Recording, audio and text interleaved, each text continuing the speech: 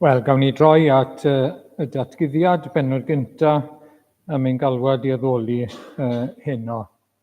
I'r hwn sydd yn ein caru ni ac yn ryddhawodd ni oddi wrth ein pechodau a'i waed, ac yn gwnaeth yn urdd frenhinol yn offeiriaid i Dduw ei Dad, iddo ef, y bo'r gogoniant a'r gallu byth bythoedd. Amen. Gawn ni ymateb gyda'r emyn cyntaf heno. Dyma babell y cyfarfod. Dyma gymod yn y gwad. Dyma noddfa i lofruddion. Dyma i gleifion feddyg rhad.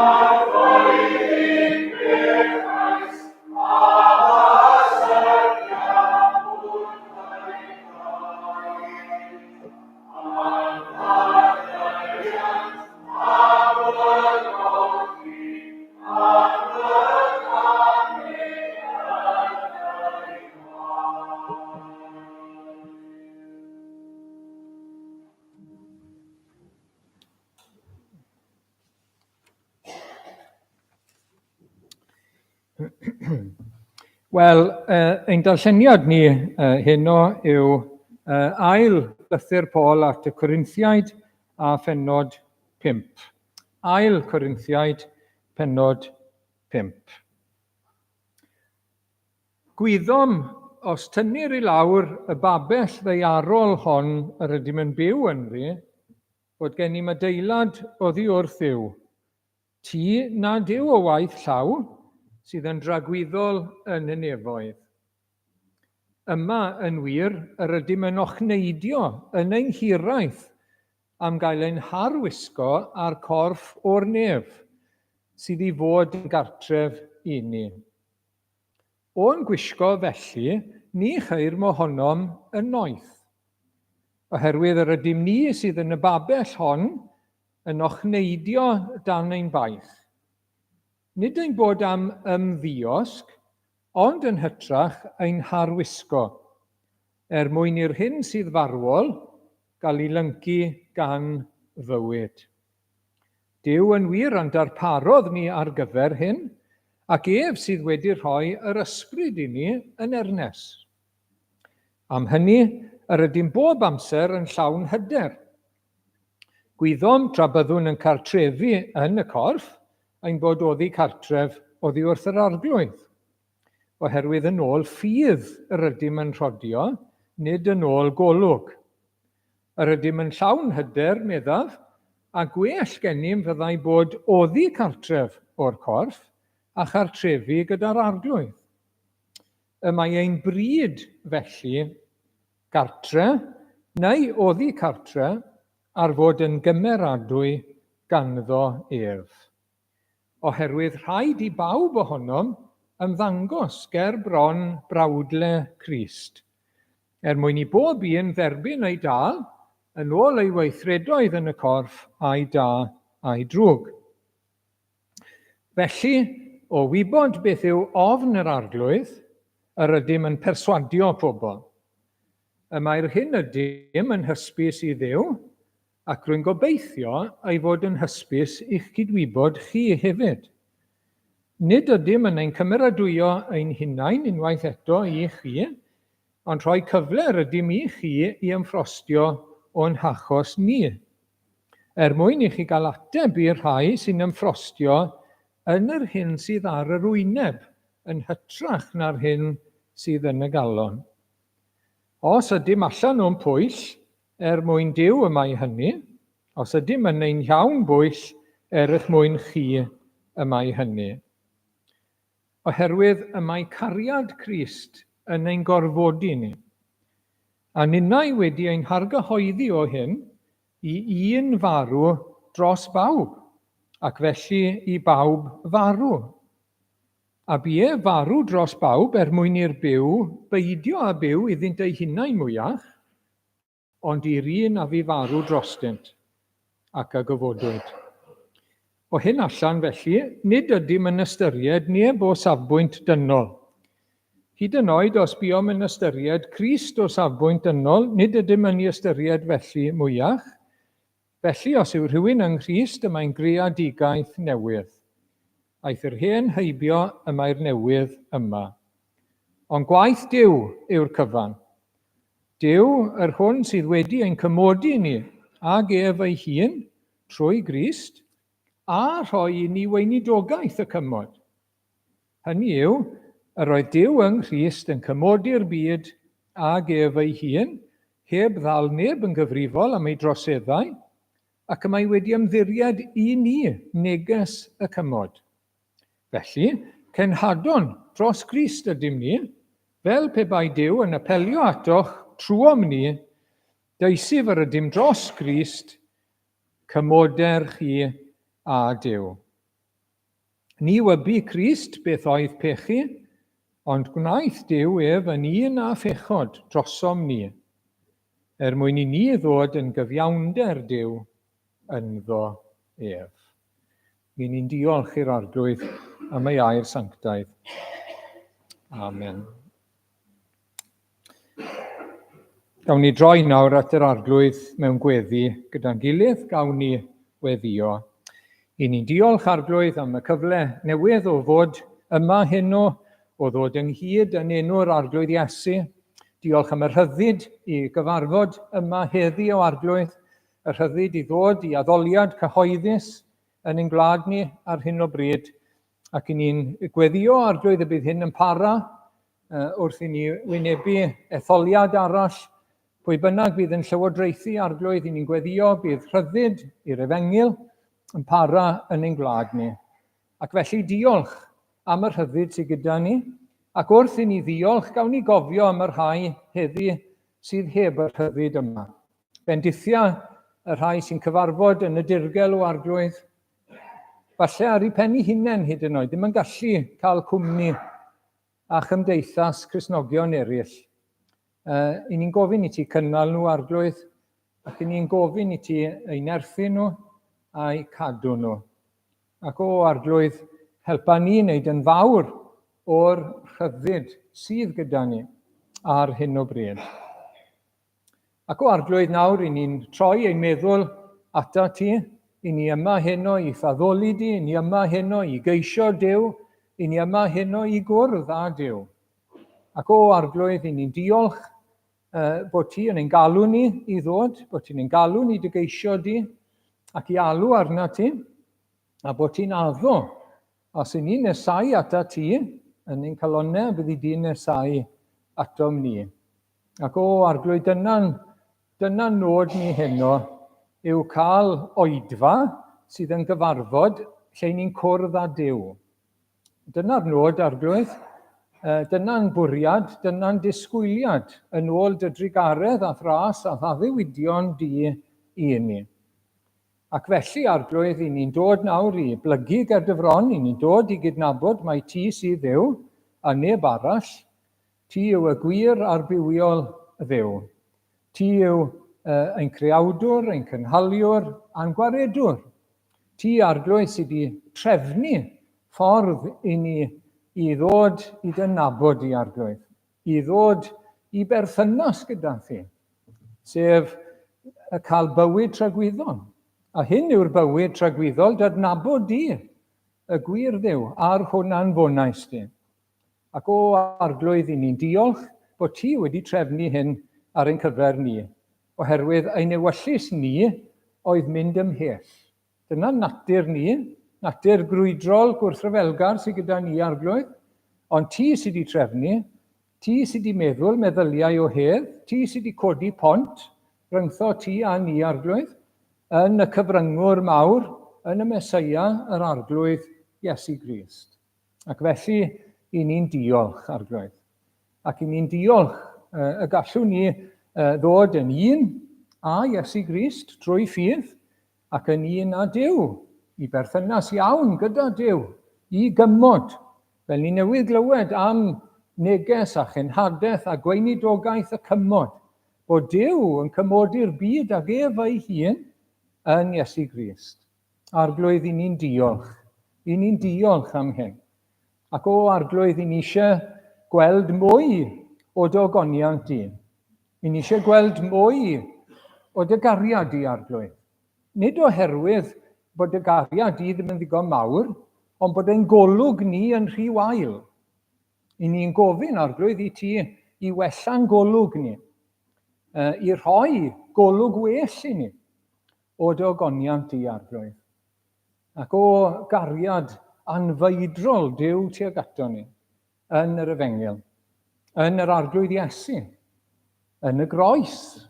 Ac arglwydd, wrth i ni feddwl heno am ei farwolaeth, am ei angau, am iddo wynebu y tywyllwch eitha yn uffern ar y groes.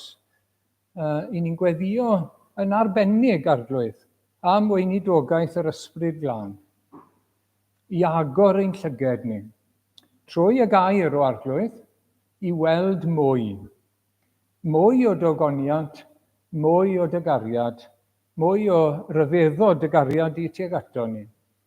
Ac arglwydd, i ni'n cydnabod, mae angen help arno ni i weld mwy. Mae angen help yr ysbryd glân arno ni. Ac felly, i ni'n gweddio am y diddanydd arall heno yn arbennig i fod gyda ni, arglwydd, mwyn agor ein llyged a'n calonnau ni, arglwydd, i weld yn well. Ac arglwydd, i ni yn diolch am Iesu Grist, diolch iddo fe ddod o'r gogoniant i barthau isaf y ddeiar. Dod mewn cnawd, diolch iddo fe fynd i'r groes, yr oen i'r lladdfa, yn ein lle ni. Diolch iddo fe fynd i'r tywyllwch eitha i uffern, oherwydd ein pechod ni a melltith y gyfraith, condemniad y gyfraith, dicter Duw yn erbyn pechod, y cwbl yn dod arno fe ar y groes yna. Hwn, oedd e ddim yn gwybod beth oedd pechu, hwn nid adnabu bechod, a wnaeth e fe yn bechod, yn un a phechod, drosom ni. Un yn marw dros bawb. Arglwydd, i ni'n gweddio heno, na fydd hyn yn mynd dros yn pennau ni, na fydd hyn fel dŵr ar gefen wiadau ni, arglwydd. I ni'n gweddio y bydd y gwirioneddau'n gafel yno ni, os gweli di'n dda. Fel bod cariad Crist yn ein cymell ni wedyn ni, yn ein bywydau, ac yn peri bod ni'n marw i'r hunan, ac yn marw i bechod mewn gwirionedd ac yn byw i Iesu Grist. Arglwydd felly, ni'n gofyn i ti'n helpu ni heno, ni'n gofyn i ti fod gyda ni ac i drigarhau wrthym ni. Ac o arglwydd i ni yn gweddio dros ein gilydd eto a dros waith yr eglwys, i ni'n cofio am ein gilydd o arglwydd ac yn diolch am ein gilydd hefyd. I ni'n diolch am deulu'r ffydd, i ni'n diolch am bobl yr arglwydd, diolch bod ni'n cael bod gyda'n gilydd yn yr eglwys, diolch bod ni'n cael gweithio a gwasanaethu gyda'n gilydd o arglwydd.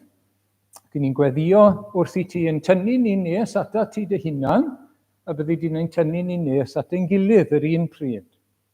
Ac o arglwydd, i ni'n gofyn i ti wneud hynny gyda ni. Ni'n gweddio dros waith yr eglwys, yn ystod yr wythnos yma a yr wythnosau sydd i ddod o arglwydd, ac i ni'n gweddio am i dy deyrnas di i ehangu. Deled y deyrnas arglwydd yn y lle hwn, a hynny bod rhai o'r newydd yn dod i blygu glin i Iesu Grist.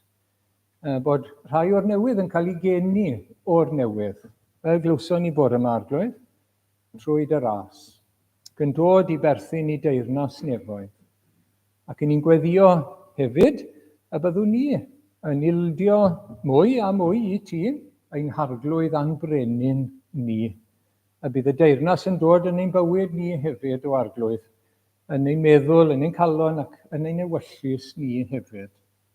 Ac o arglwydd i ni'n gweddio felly dros y gwaith, ni'n gweddio dros ein gilydd, ni'n gweddio dros y rhai sy'n methu bod gyda ni, yn arbennig y rhai sy'n gaeth, i'w cartrefi neu'r ysbyty, o arglwydd bendithia nhw, a nertha nhw a cynnal nhw arglwydd. Cadw i golwg nhw arna ti ac amlygad dy hun iddyn nhw. Ac ni'n gweddio bydda nhw'n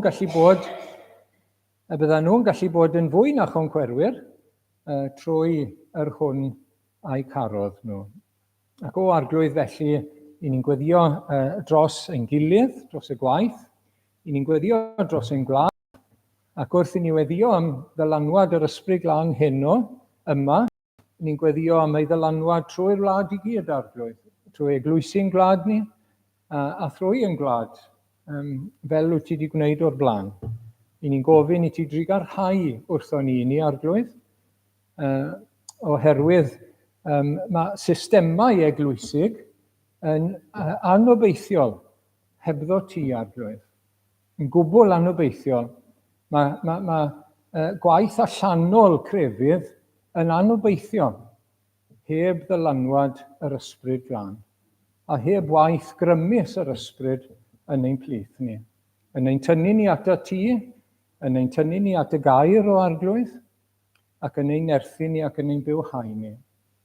A'n gweddi ni yw i ti drigarhau wrthon ni yn y dyddiau hyn. Ac o arglwydd, i ni'n diolch bod ti'n Dduw trigarog a grasol. I ni'n diolch bod ti'n ffyddlon, i ni'n diolch bod ti gyda ni.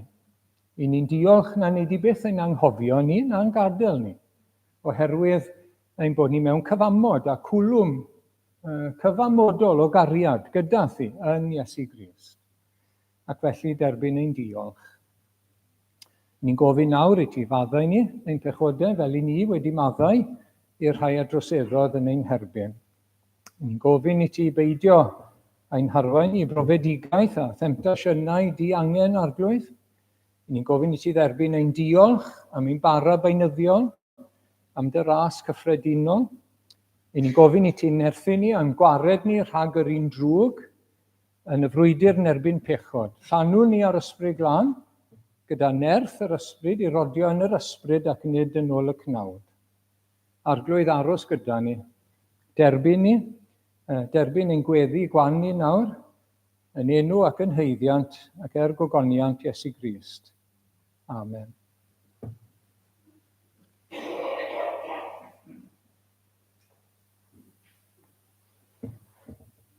Gawn ni droi at yr emyn nesaf sydd gyda ni.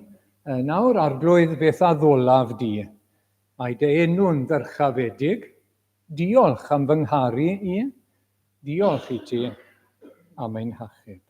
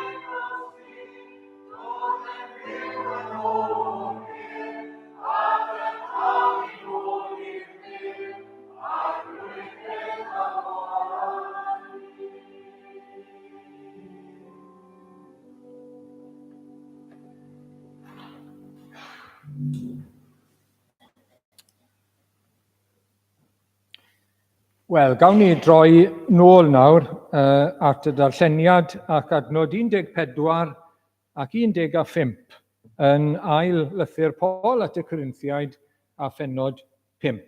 Pennod 5, adnod 14 ac 15. Oherwydd y mae cariad Crist yn ein gorfodi ni, neu yn ein cymell ni, a ninnau wedi'n hargyhoeddi o hyn i un farw dros bawb, ac felly i bawb farw. A bu e farw dros bawb, mwyn i'r byw beidio a byw iddynt ei hunain mwyach, ond i'r un a fu farw drostynt, ac a gyfodwyd. Yn ail lythyr Paul at y Corinthiaid, i ni gael tymed bach o gyd-destun cyn dod straight mewn i'r adnodau hyn. Mae'r apostol Paul yn siarad yn eitha personol yn y llyfr yma, yn y llythyr yma. A rhan o'r reswm am hynny yw bod e'n gorfod amddiffyn i hunan, gweitha'r modd, amddiffyn i hunan fel apostol. Achos bod gelynion rhai yn rhoi amheuaeth arno fe fel person ac ar ei apostolaeth e. Ac yn fras, mae yna 3 peth o'n nhw'n cwestiynu ynglyn â'r apostol Paul. O'n nhw'n cwestiynu ei gymhellion wrth gasglu arian i fynd nôl i Judea. Lle bod chi'n cofio ar y daith, oedd e'n casglu arian ar gyfer Cristnogion Judea oedd mewn clodi ac angen. A mae'n gorfod esbonio bod i gydwybod yn glir, bod popeth above board yn y ffordd mae'n casglu ar gyfer y Cristnogion mwy tlawd yn Judea. Ydyn ni, maen nhw'n cwestiynu ei ddewrder personol e. Mae pobl yn awgrymu bod e'n newid i feddwl, mae'n newid i blaniau trwy'r amser. Hefyd, bod e'n siarad yn gryf mewn llythyr, ond bod e ddim hanner mor gryf wyneb yn wyneb. Ac yn rhyw gwestiynu fel yna, ei ddewrder e fel person, a'i integrity fe fel person. Ac yn drydydd, o'n nhw'n gweld bod e'n dioddau gormod. Oedd e'n rhy wan, oedd e wastod mewn trwbl, ac oedd e'n embarrassment. Mae hwnna'n rhyfedd i chi feddwl amdano fe, ond dyna fe. Oedd na rhai oedd yn cyfri hunan yn rhyw fath o apostolion, arch-apostolion, fel sy'n nhw byth mewn unrhyw drwbl, ac fel sy'n nhw yn ddibroblem, di wrthwynebiad, yn crwso ymlaen yn gret, popeth yn rwydd. A fel yna dyle Paul, pam dyw Paul ddim fel yna? Mae wastod mewn rhyw drafferthion, wastod mewn rhyw bicil, rhyw jail neu gilydd, o flaen i well. Ac oedd e'n tymed bach o embarrassment. Wel nawr te, yn yr adnodau yma sydd gyda ni heno, mae e'n dangos rhywbeth o gymhellion ei fywyd a'i waith fel apostol. Ac mae'n bwysig. Mae'n bwysig i ddarllen yr epistol ac epistolau eraill wrth gwrs, i ni gael ein atgoffa o natur y bywyd Cristnogol. Os mai dyma oedd y math o fywyd gafodd yr apostol, os mai dyma sy'n adlewyrchiad o'r math o fywyd gafodd Iesu Grist ei hunan, dyna ddylen ni ddisgwyl yn y bywyd Cristnogol hefyd. Anawsterau, brwydrau o bob math. Byddwn ni'n cyfeirio at rai pethau nes ymlaen. Ond beth yw'r cymhelliad? Beth sy'n cadw ni fynd? Beth sy'n cadw'r apostol Paul i fynd? Beth sydd i ni gadw fe mewn ac yn ei ddrifo fe mlaen? Wel, mae'n dweud wrthon ni yn glir, cariad yr arglwydd Iesu Grist. Cariad Crist. A mae fywyd fel bywyd pob gwir Gristion, y dreifar mawr yw cariad Crist. A dyna'r pwynt cynta heno, cariad Crist. A wy'n ymwybodol iawn heno wrth gyflwyno'r wybodaeth, neu cyflwyno'r neges a cyflwyno'r pwynt yma. Does dim byd newydd, wrth gwrs, gyda ni ddweud, ond mae angen yr ysbryd glân arno ni, fel bod ni'n cael golwg ffres ar gariad Crist, o hyd. Neu, byddwn ni ddim yn cael ein drifo mlaen yn y ffordd iawn, yn y bywyd Cristnogol. Byddwn ni ddim yn marw i'n hunain.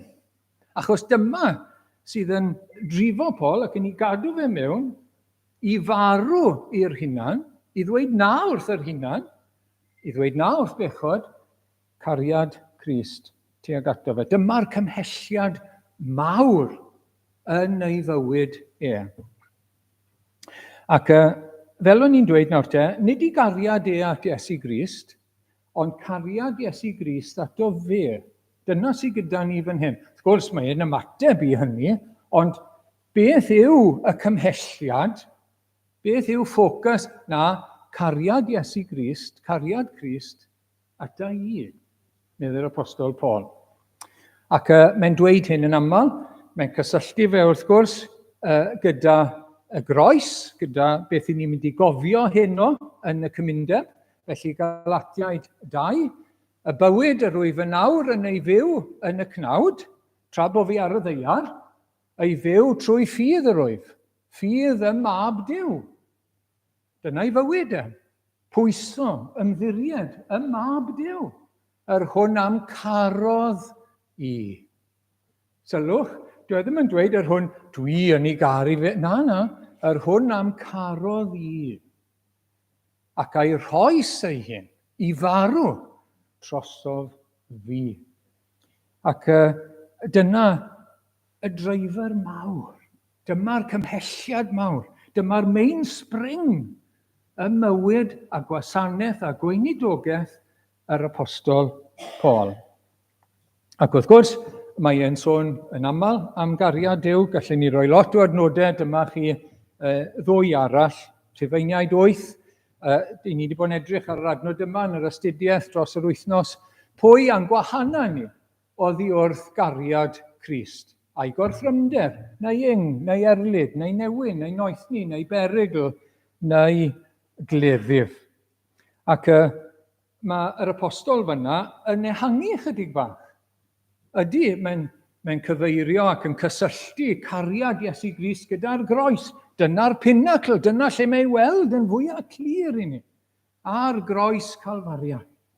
A pan ni'n dod i ddeall beth oedd yn digwydd ar groes Calfaria, nid yn unig ei farwolaeth drosom ni, ond beth oedd hynny'n golygu. Bod e'n cael ei adael gan y tad. Bod e'n mynd i'r tywyllwch eithaf. Bod ei gofaint Duw yn dod arno fe, oherwydd ein pechod ni. Nid jyst y weithred o farw. Mae'n fwy na hynny o lawer. Pam oedd y marw? Beth oedd yn digwydd yn ysbrydol iddo fe, wrth iddo fe ddioddau ar y groes. Ond wedyn ni, mae'n ei roi e fel hyn, a mae'r cariad yma'n parhau. Mae di'n caru ni ar y groes, ond mae'n dal i'n caru ni wrth gwrs. Mae'n gariad sydd yn para. Nawr, mae'n gafel yn dod ni nawr, ni yn y cwlwm yma o'i gariad, nawr medde'r apostol Paul fan hyn, pwy a'n gwahana ni, oddi wrth ei gariad e. A mae'n rhoi rhestr erledigaethau, wrth gwrs, fanna.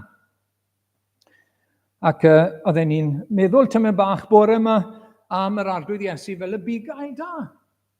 Ac yn Efengil Ioan pennod 10, mae yna restr o bethau sy'n dangos cariad y bugail at y defaid. A'r peth cyntaf, i ni dynnu sylw ato fe yw rhoi ei einios, wrth gwrs. Dyna'r groes. Y bugail da yn rhoi ei einios. Dros defaid, cofiwch. Defaid sy'n tueddu crwydro a mynd off, a mynd ar ei ffordd ei hunain.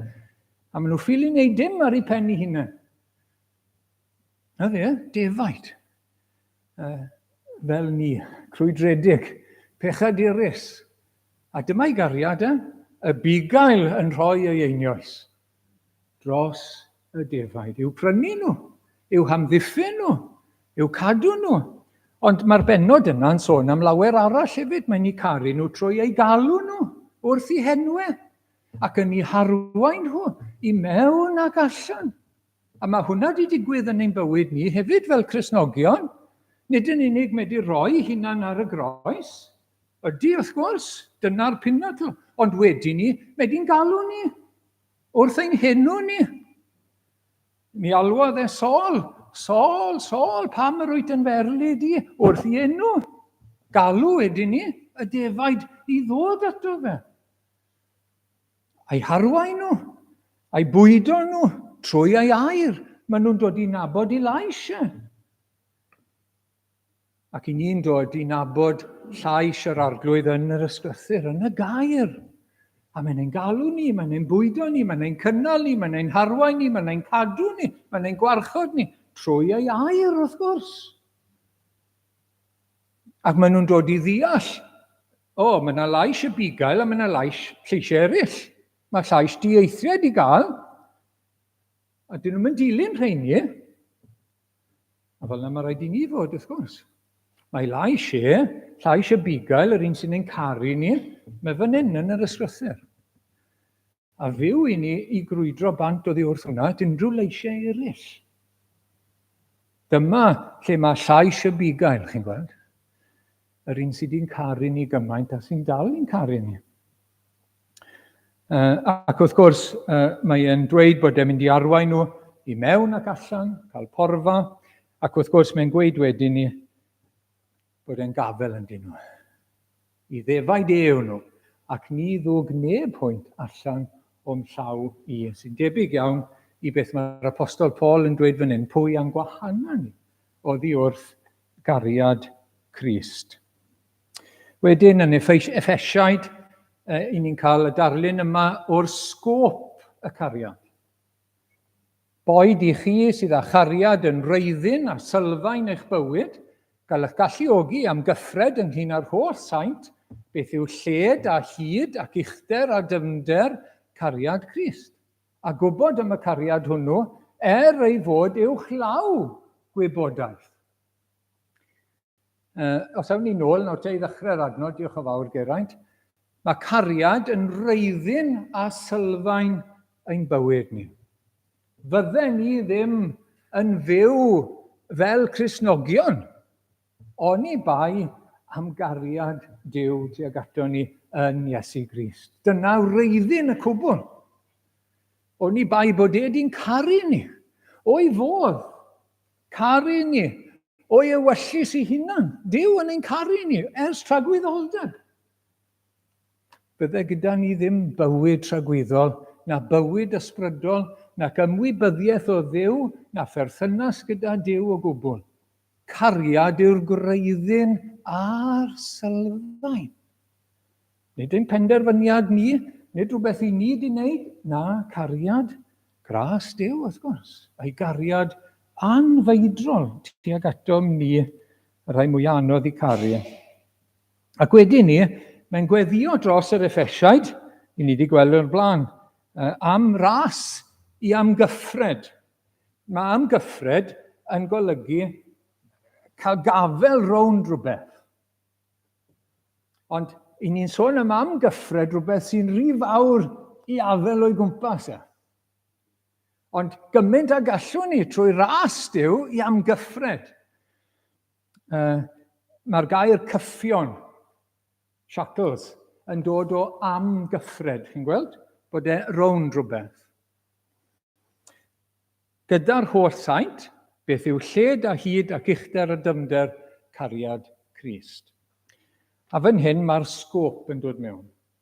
Yn y cyd-destun, yn yr Effesiaid, mae'n gariad i'r Iddewon a'r cenhedloedd. Mae'n gariad yn yr Efengil i bwy bynnag a gredo. Mae mor eang ag yw y byd i gyd. Pob cenedl, pob llwyth, pob gwlad, pob iaith. Mae mor eang a hynny. Ond wrth gwrs, gallwn ni feddwl wedyn am yrfa Iesu Grist. Os chi eisiau meddwl am dimensions ei gariad, meddyliwch am pa mor isel mae wedi dod mewn cariad. O'r nefoedd i barthau isaf y ddeiar. Does gyda ni ddim syniad rili, y gwahaniaeth rhwng gogoniant y nefoedd a stabal Bethlehem a bywyd mewn byd syrthiedig. Dim syniad dyn ni wrth gwrs. Ond dyna fesur ei gariad. Yn dod lawr, dyna rhywbeth am ddyfnder ei gariad os mynnwch chi. Yn dod lawr. A dod lawr ato ni wrth gwrs. Ni oedd yn y pydew. Ni oedd yn suddo mewn pydew, pechod. Ni dod lawr ato ni. Ac wedyn ni, chi'n meddwl am yr hyd a'r lled, wel, mae wedi mynd i'r tywyllwch eithaf ar y groes. Mae wedi mynd fanna o gariad tuag ato ni. I uffern. Fanna mae wedi mynd y tywyllwch eithaf, out of darkness. Mae rhywbeth am y lled falle. Pa mor bell mae wedi mynd. Pa mor bell mae gariad wedi estyn, wedi mynd â fe drosom ni. Ac yr uchder, wel, mae wedi mynd nôl i'r nef, i'n cynrychioli ni. Mae wedi mynd nôl i'r nef i baratoi lle i ni. Mae wedi mynd nôl i'r nef i ymbil drosto ni, i weddio drosto ni, i'n cynrychioli ni, i anfon yr ysbryd glân.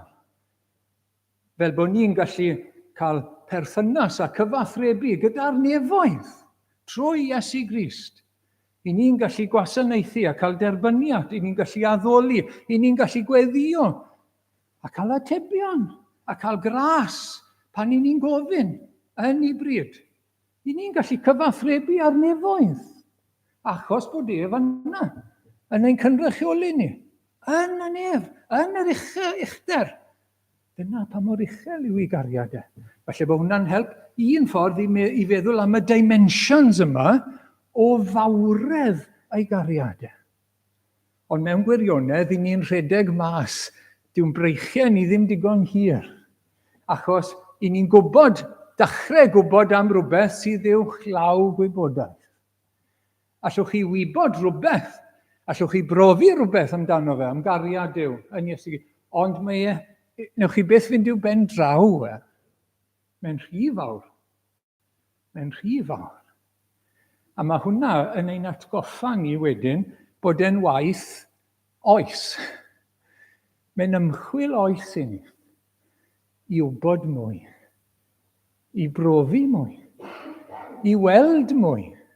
Trwy beth sy'n cael ei ddweud wrthon ni yn y gair, gyda help yr ysbryd glân. Mae gariad e'n enfawr. Mae gariad e'n ddifesur. Ein golwg ni yw'r limitation.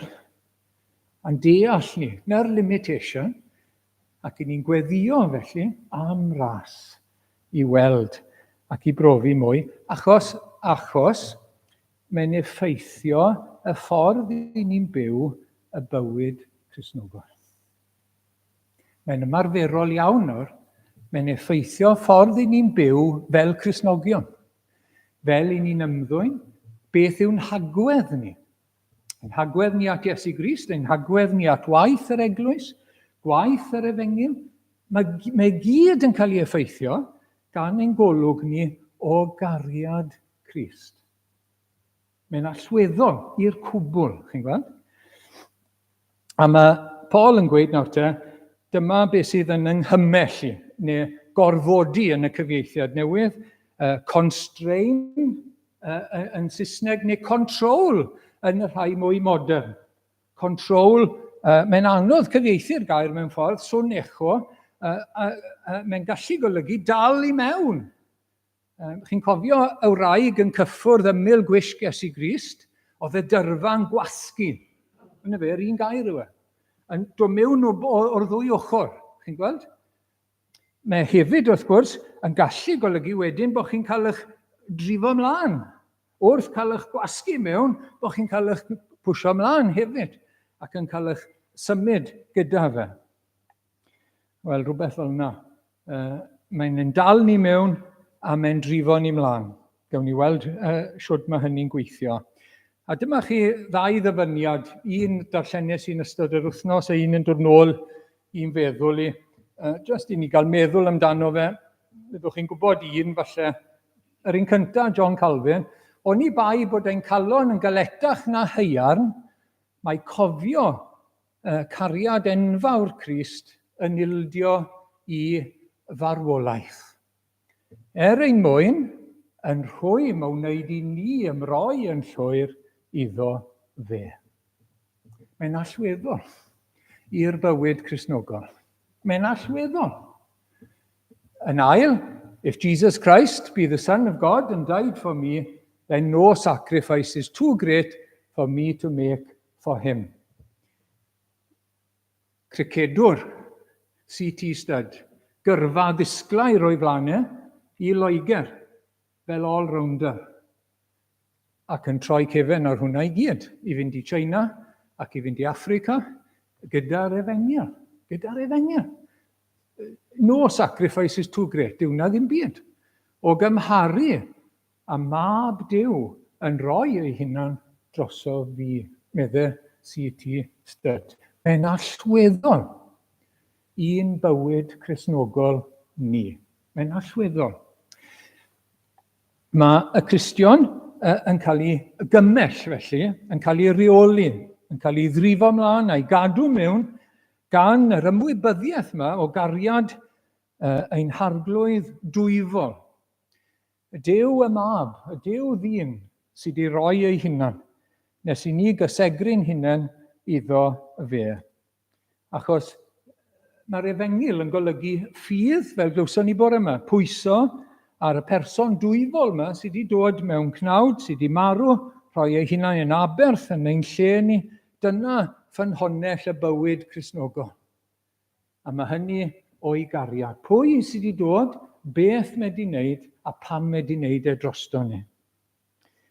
A dyma'r unig ffordd, meddai un esboniwr, o addoli Duw a'i wasanaethu yn iawn, gyda cymhelliad cariad. Yn ymwybodol o'i gariad tuag atom ni. Nawr, wrth gwrs, mae'r apostol newydd sôn am ofn yr arglwydd hefyd, yn dyw e? Yn adnod 11. Mae'n dweud fel hyn, felly, o wybod beth yw ofn yr arglwydd, yr ydym yn perswadio pobl. Ac wrth gwrs, mae wedi sôn am hynny achos bod ni'n mynd i ymddangos. Mae'r apostol yn ymwybodol, mae'n mynd i ymddangos o flaen Iesu Grist i roi ateb fel Cristion am ei weinidogaeth ac am ei waith. Mae'n ymwybodol ohono fe. Mae'n mynd i roi ateb. A mae ofn yr arglwydd yn ei gymell e. Nawr, mae rhai wedi cwestiynu, wel, siwrd allai fod yn cael ei ddrifo gan ofn yr arglwydd a chariad Crist. Ond dyn nhw ddim yn gwrth dweud i gilydd o gwbl. Mae'n golygu parchedig ofn at yr un sydd wedi'n caru ni a'n prynu ni. A mae'n golygu hefyd yr ofon yna sydd gan Paul o weld siom ac anfodlonrwydd ei arglwydd gyda'i weinidogaeth A mae hwnna'n codi o gariad. Bod na ofon peidio plesio yr arglwydd. Adnod 9, a mae ein bryd felly, gartre, neu oddi cartre, pinne bod ni nawr ar y ddeiar, neu pan byddwn ni wedi marw, dim ots, ar fod yn gymeradwy ganddo fe. Bod ni'n dderbyniol yn ei olwg bod ni'n ei blesio fe. Bod e'n fodlon gyda ni yn ein gwasanaeth iddo fe. Be sy'n gros i gariad yw casineb. Ond mae ofn yr arglwydd yn codi, yn yr ystyr yma, mae'n codi o gariad sydd yn ymateb i gariad yr arglwydd. Nawr, nid fel hyn oedd yr apostol Paul gynt, wrth gwrs pan oedd e'n Saul o Darsus, oedd e'n meddwl am y groes fel melltith Duw a'r heretic. Dyna oedd e'n meddwl am y groes, wrth gwrs, blynyddoedd cyn hynny. Ei gymhelliad mawr oedd y rhagfar yma, prejudice yma gyda fe, oedd e'n ddall yn erbyn Crist ac yn erbyn pobl Iesu Grist. Ac Oedd eisiau cadw'r gyfraith fel Pharisead, fel glwson ni bore yma, i ennill I ffordd, wrth gwrs, ennill cyfiawnder ger bron Duw, gyda rhyw cadw y gyfraith, rhyw gyfiawnder allanol arwynebol. Be sydd wedi newid? Mae wedi cyfarfod Iesu Grist. Mae wedi cwrdd nawr ar un fi ar y groes. Mae wedi cyfarfod ag ar y ffordd I Ddamascus.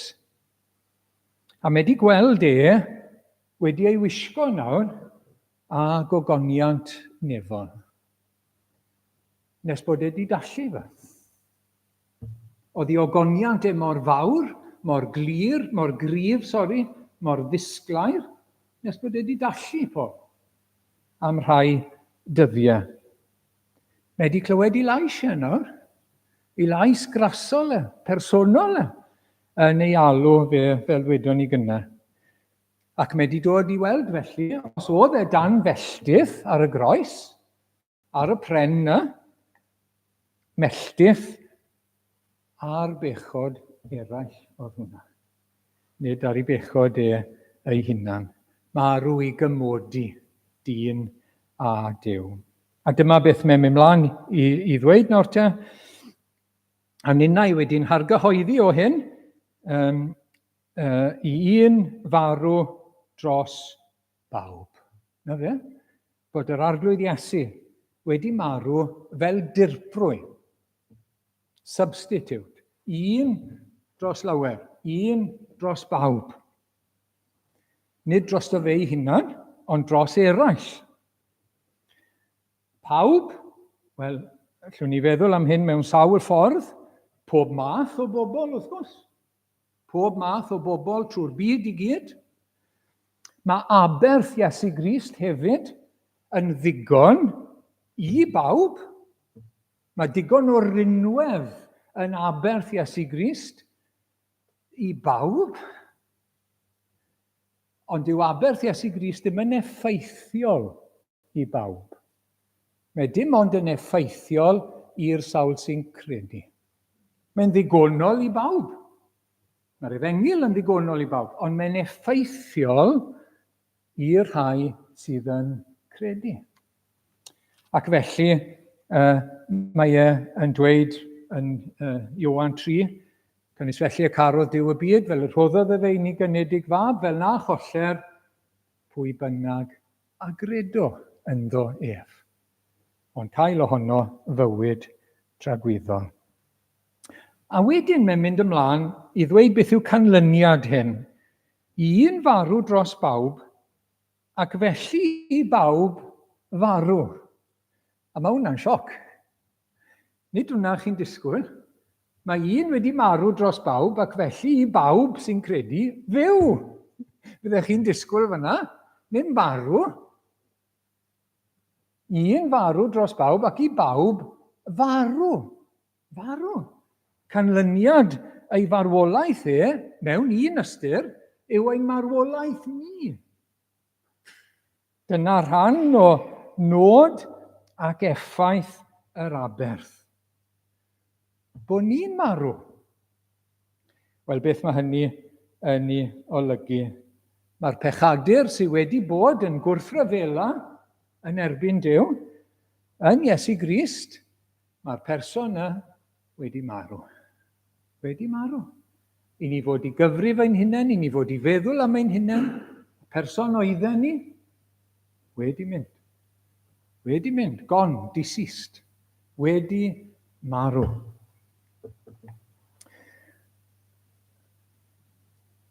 Sori, wy'n colli'n lle fan hyn nawr.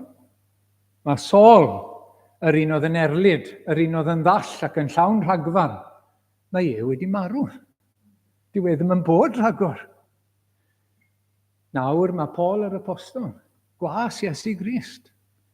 Fe yw'r person newydd, fe yw'r greadigaeth newydd. A'r llall wedi marw. Wedi marw. Ac mae hynny yn bwysig. I ni wedi sôn am Galatiau 2 yn barod, a dyma rhan gyntaf benod. Yr wyf fi wedi fy nghoes hoelio gyda Christ. A mwyach, nid mae fi sy'n byw, Dim y bywyd oedd dyfu o'r blaen, dim y person o'n i o'r blaen, nid mae fi sy'n byw. Ond Crist sy'n byw yno fi. Creadigaeth newydd. Rhufeiniaid 6, nawr te, trwy'r bedydd hwn i farwolaeth fe'n claddwyd gydag ef. Megis y cyfodwyd Crist oddi wrth y meirw mewn amlygiad o goniant y tad, y byddai ni gael byw ar wastad bywyd newydd. Mae'r bedydd wedi darlunio hyn i ni. Fel eithon ni lawr i'r dŵr, y darlun marw. Y person oedd yn wrthryfelgar, oedd ddim eisiau Duw, oedd ddim eisiau Crist, wedi marw. Gyda Crist. Wrth iddo fe farw dros ein pechod ni, a'r person yna wedi marw. A fel gododd e, bod ni wedi codi i fywyd newydd. I fywyd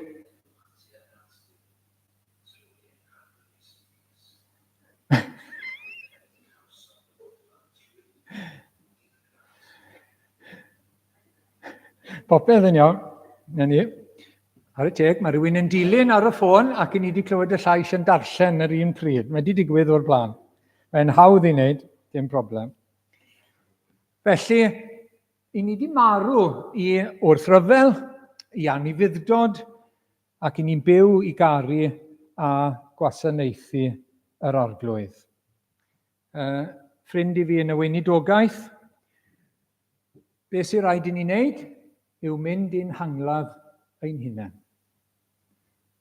Dyna beth sy'n rhaid i ni wneud bob dydd, mynd i'n hangladd ein hunain. Dyna ganlyniad marwolaeth Iesu Grist yw bod ni'n marw. Fel bod y rai sydd yn fyw felly, i ni fy mlaen nawr te, bu e farw dros bawb mwyn i'r byw, y rai sy'n fyw ar y ddeiar, a'r rai sy'n fyw yng Nghrist, ond y rai sy'n byw ar y ddeiar gyntaf, a maen nhw'n fyw yn ysbrydol, i beidio a byw iddynt eu hunain mwyach, ond i'r un a fi farw drosdynt. Dyna pam mae golwg o gariad Crist mor allweddol i chi a fi.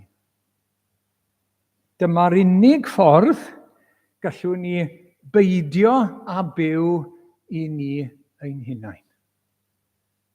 Dyma'r unig ffordd yw trwy weld, a dal i weld, a dal i syllu, a cael llanw ein gorwelion gyda chariad Crist.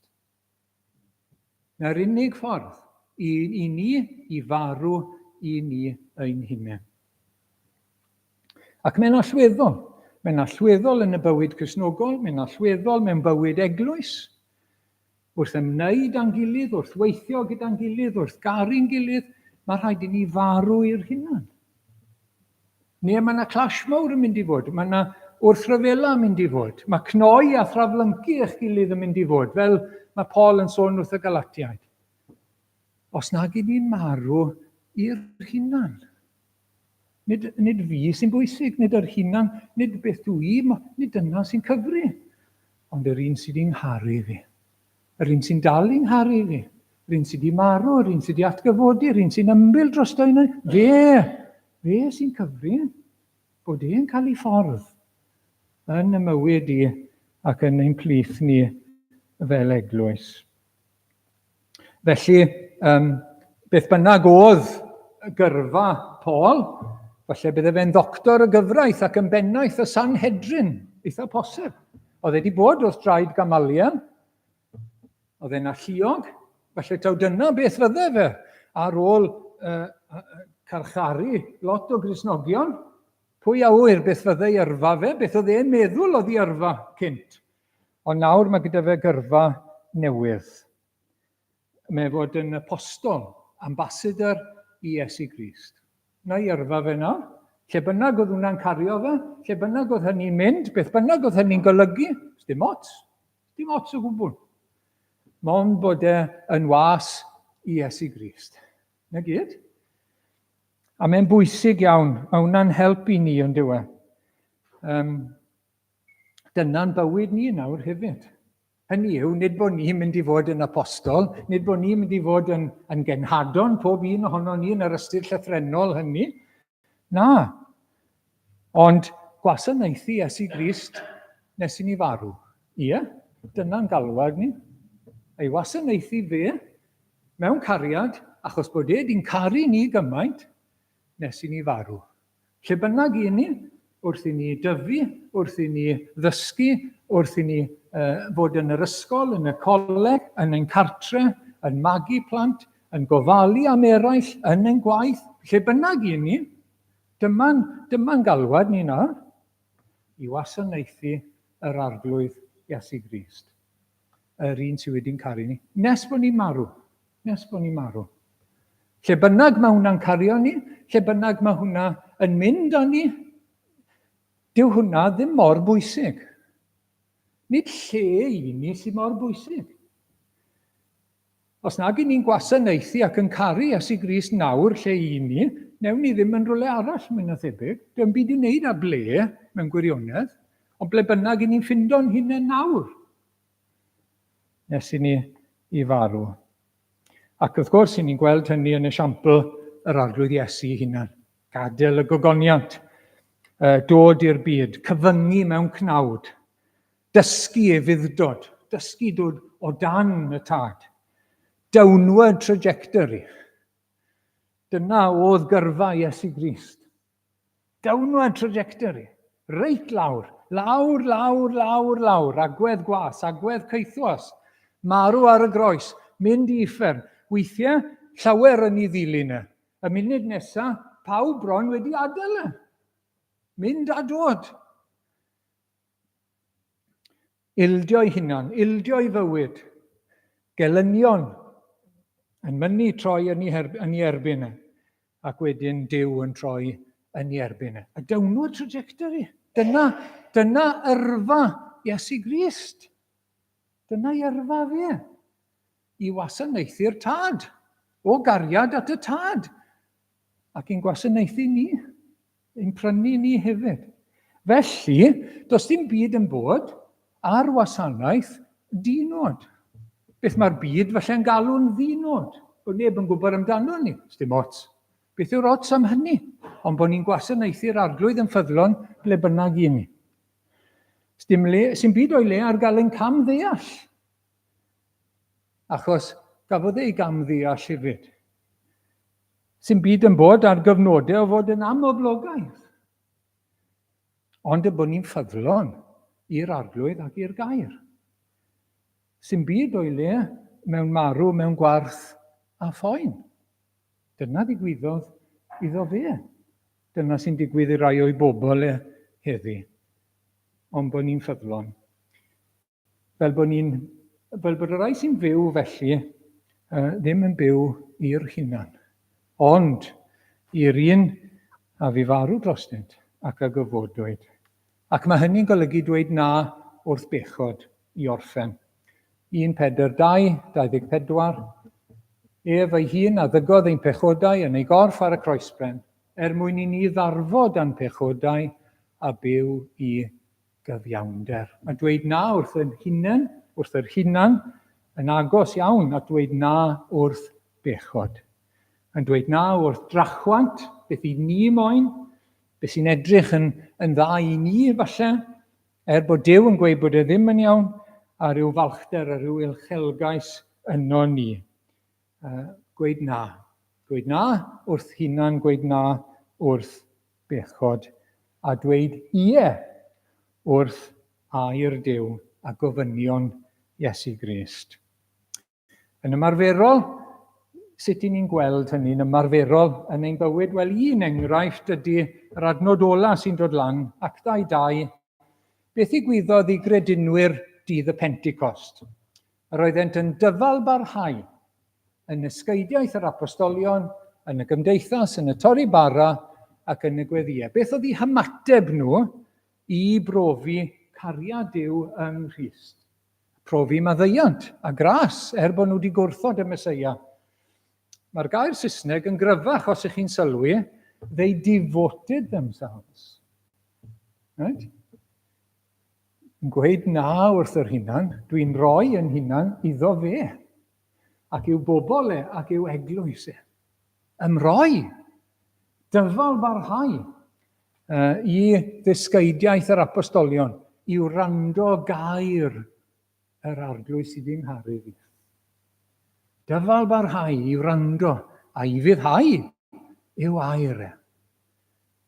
Wedyn ni yn y gymdeithas, achos ei bobl yw mhobol i. Ei bobl yw mhobol i.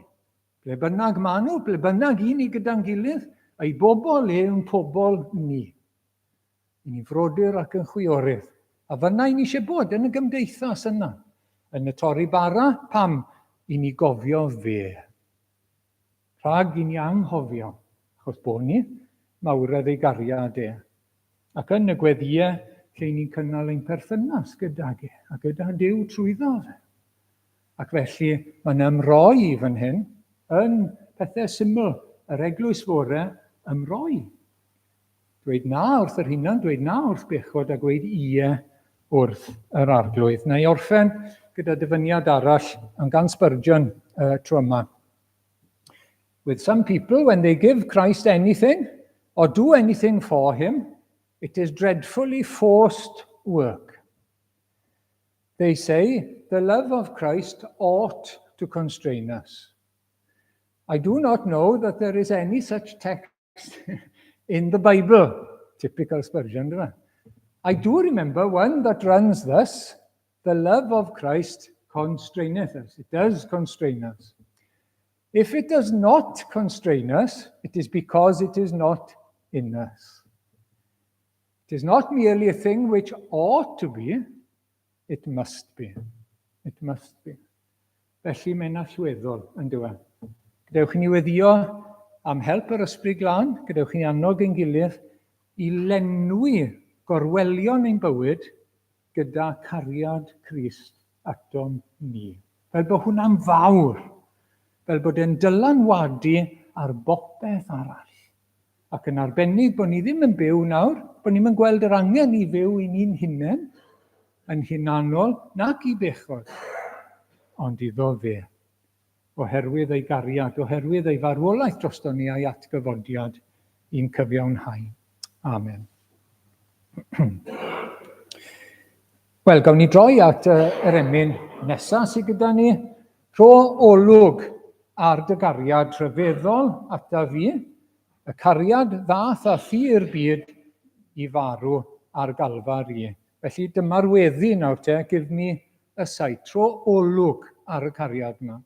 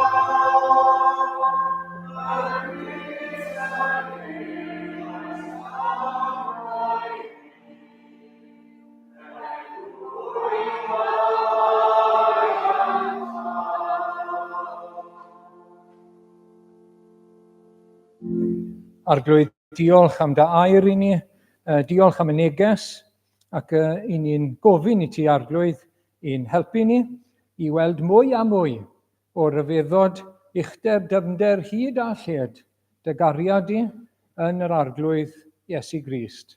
Fel bod e'n llanw'n bryd ni, Arglwydd, ac yn symud ein cymhellion, ac yn ein dal ni mewn, ac yn ein drifo ni mlaen, i ddweud na i'r hunan a na i bechod, ond ie i ti. Yn enw Iesu Grist. Amen.